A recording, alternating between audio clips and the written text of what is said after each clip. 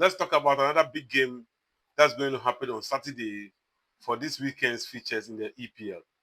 Manchester United versus the Club World Cup champions, Chelsea.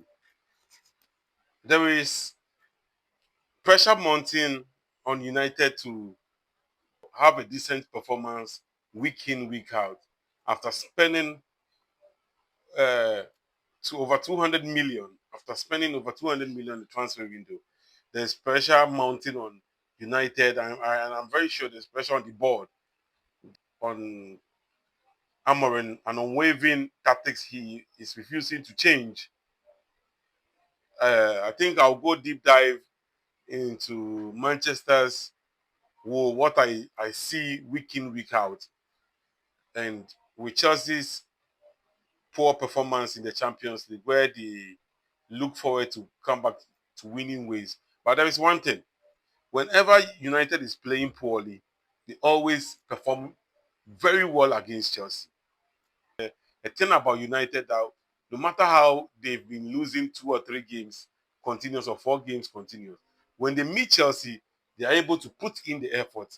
I don't know what is it about such games to the United players, but they take it very serious, and Chelsea should be very wary. If not, they'll go on a 2-game losing streak if in case they underestimate Manchester United being like a wounded wolves ready to pounce at anybody that comes close to them, because there is pressure mounting on Manchester United to actually perform. Manchester United is facing yet another top 6 club from last season's table finish. That's Chelsea. I was hearing some rumor that the board was meeting with Amorim to see the way forward.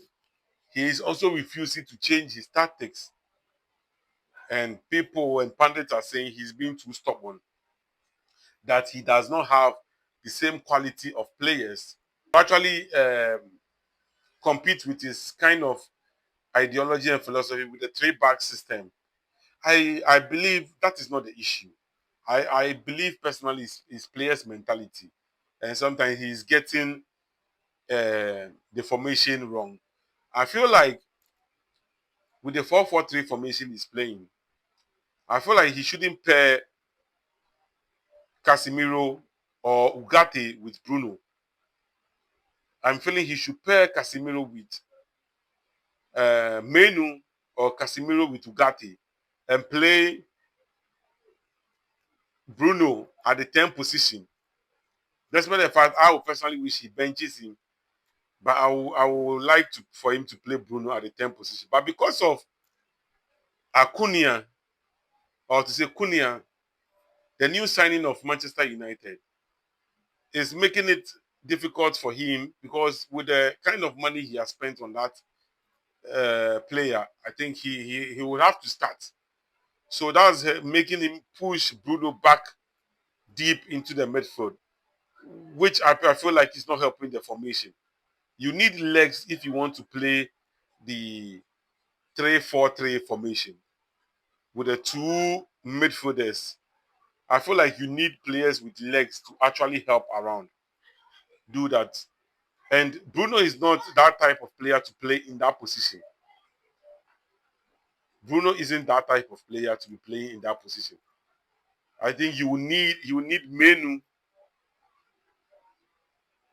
to be playing in that position to push Bruno forward. I think he will need Menu to be playing that position, or either he changes his position. But here we are, he's unwilling to change his position, his formation, unless he changes his formation. As we know now, Amorim is saying it's either they sack him or he will not change his formation. He will still play the same formation. He's going to stick to his philosophy and ideologies. And I don't know how this will work for him. I don't know how this will work for him. But since he does not have the players, I'm thinking he should change his formation. Then as he wins and the board fully trusts him, I think they will try to help for him to get a certain kind of players to help him, a certain kind of play to help him play the kind of formation he wants to be playing. With Chelsea losing in the Champions League game, I think they will want to come back to winning ways. Looking at their poor performances in the Brentford game and in the Champions League, I think they would like to prove a point against United by winning this game to cement their World Club status. In the Club World Cup status, they would like to maintain that um, bragging rights they have by winning this game. But we are also here to let them know it is just a title they have, but it is not going to translate into the season's performance. But I don't personally have issues with them bragging. They have actually won it, and they have the right to be bragging about it. And I don't think I most of us have the right to be using that against them. But the reason why everybody's using it against them, they are over bragging. You understand? We know you are winners. It is not going to change. It is not going to change the history book. Nobody's going to take away from you. But letting us know constantly that you are is annoying. It's noise making. I feel like what people are constantly doing is noise making. But I think Chelsea has edge in this game because they have the players. They've been performing well up until the last two games. So I believe they, looking at previous performances, I think they have edge over United.